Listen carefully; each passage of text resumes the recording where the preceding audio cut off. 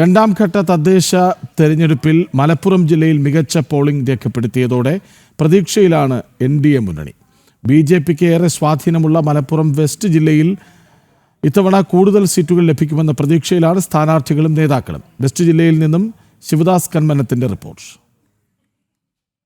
മലപ്പുറം ജില്ലയിൽ രാവിലെ മുതൽ തന്നെ മികച്ച പോളിംഗ് ആയിരുന്നു. ഓരോ ബൂത്തിലും വലിയ ഒരു നിര തന്നെ രാവിലെ പോളിംഗ് ആരംഭിച്ചത് മുതൽ തന്നെ നമുക്ക് കാണാൻ കഴിഞ്ഞിരുന്നു. അവസാന നിമിഷങ്ങളിലും അത് തന്നെ തുടർന്നുകൊണ്ടിരുന്നു. അതായത് ഇപ്പോൾ പോളിംഗ് രേഖപ്പെടുത്തി 75% മുകളിൽ പോളിംഗ് രേഖപ്പെടുത്തി. ഫൈനൽ കണക്ക് വന്നിട്ടില്ല. രാവിലെ മുതൽ തന്നെ നീണ്ട ക്യൂ ആയിരുന്നു. വിവിധ ഇടങ്ങളിൽ കാര്യമായ അനിഷ്ട സംഭവങ്ങളൊന്നും തന്നെ ഉണ്ടായിട്ടില്ല.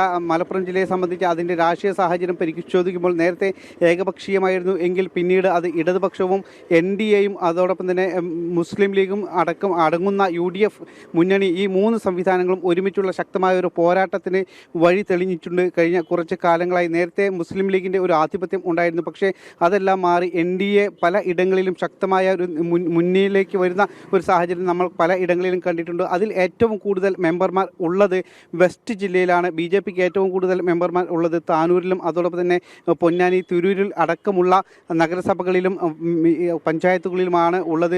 ഇവിടെ ഇപ്പോൾ വെസ്റ്റ് ജില്ലയുടെ പ്രസിഡന്റ് തന്നെ നമ്മളോടൊപ്പം ചേരുന്നുണ്ട്, ദീപ പുഴയ്ക്കൽ. ഇത്തവണ എത്രത്തോളം ശക്തമായിരുന്നു എൻ.ഡി.എയുടെ പ്രചാരണം? എൻ.ഡി.എയുടെ പ്രചരണം ഇത്തവണ കഴിഞ്ഞ കാലഘട്ടങ്ങളിലുള്ളതിനേക്കാളും വളരെ ശക്തമായിട്ട് തന്നെയാണ് മുന്നോട്ട് പോയിട്ടുള്ളത്.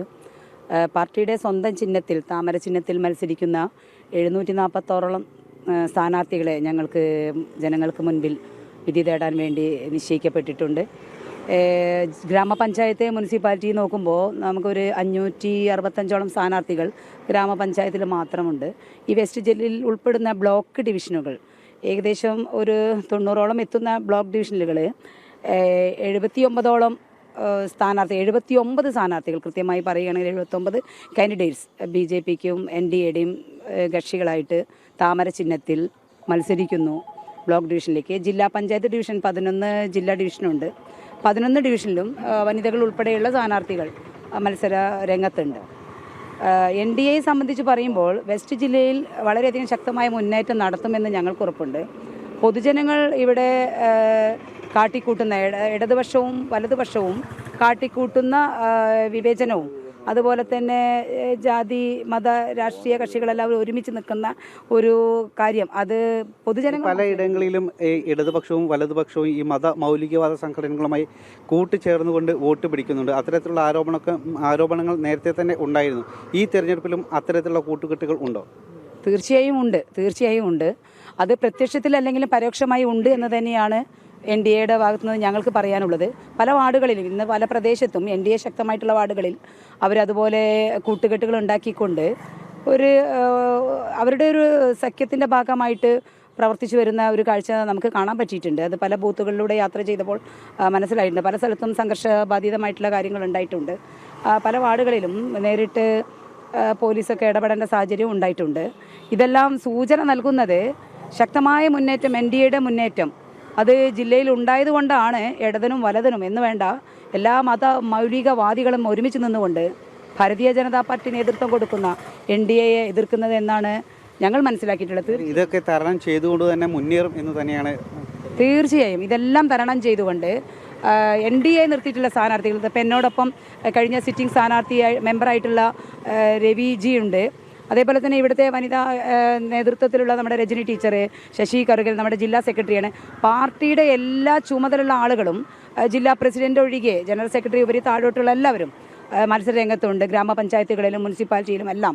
താനൂർ മുനിസിപ്പാലിറ്റിയിൽ പ്രധാന പ്രതിപക്ഷമായിട്ട് എൻ.ഡി.എ ഉണ്ട്. അതുപോലെ തന്നെ പൊന്നാനി മുനിസിപ്പാലിറ്റിയിൽ ശക്തമായ മുന്നേറ്റം ഞങ്ങൾക്ക് നടത്താനാവും.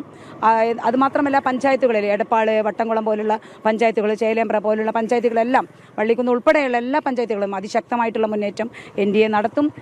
താനൂർ മുനിസിപ്പാലിറ്റിയിലും കഴിഞ്ഞ തവണത്തെ 7 സിറ്റിംഗ് മെമ്പേഴ്സ് നമുക്കുണ്ട്. അത് ഇത്തവണ അതിലേറെ ഉണ്ടാവും എന്നുള്ളത് ഉറപ്പാണ്. പൊന്നാനിയും 3 മെമ്പേഴ്സാണ് ഇപ്പോൾ സിറ്റിംഗ് ഉള്ളത്. പക്ഷേ ഈ ഇലക്ഷൻ്റെ സമാപന ദിവസം ഞങ്ങൾക്ക് പറയാനുള്ളത് ശക്തമായി എൻ.ഡി.എ ഈ മലപ്പുറം വെസ്റ്റ് ജില്ലയിൽ ഒരു പ്രകടനം കാഴ്ചവെക്കുമെന്ന് തന്നെ ശുഭാപ്തി വിശ്വാസം ഞങ്ങൾക്കുണ്ട്. തീർച്ചയായും അതുതന്നെയാണ്. ഇപ്പോൾ വെസ്റ്റ് ജില്ലാ പ്രസിഡന്റാണ് നമ്മളോട് സംസാരിച്ചത്. ഈ വെസ്റ്റ് ജില്ലയിൽ ശക്തമായ ഒരു പോരാട്ടം തന്നെയാണ് NDA നടത്തിക്കൊണ്ടിരിക്കുന്നത്. അതിൻ്റെ കൃത്യമായ ഫലം ഈ തിരഞ്ഞെടുപ്പിൽ ഉണ്ടാകും എന്നുള്ള പ്രതീക്ഷയാണ് അവർ പങ്കുവച്ചിരിക്കുന്നത്. കാരണം ആ രീതിയിലുള്ള തിരഞ്ഞെടുപ്പ് പ്രചാരണങ്ങളെല്ലാം തന്നെ ഇവിടെ നടത്തിയിട്ടുണ്ട്. കഴിഞ്ഞ കുറച്ച് വർഷങ്ങളായി വലിയ രീതിയിലുള്ള മുന്നേറ്റം കാഴ്ചവെക്കാൻ NDAക്ക് കഴിഞ്ഞിട്ടുണ്ട്.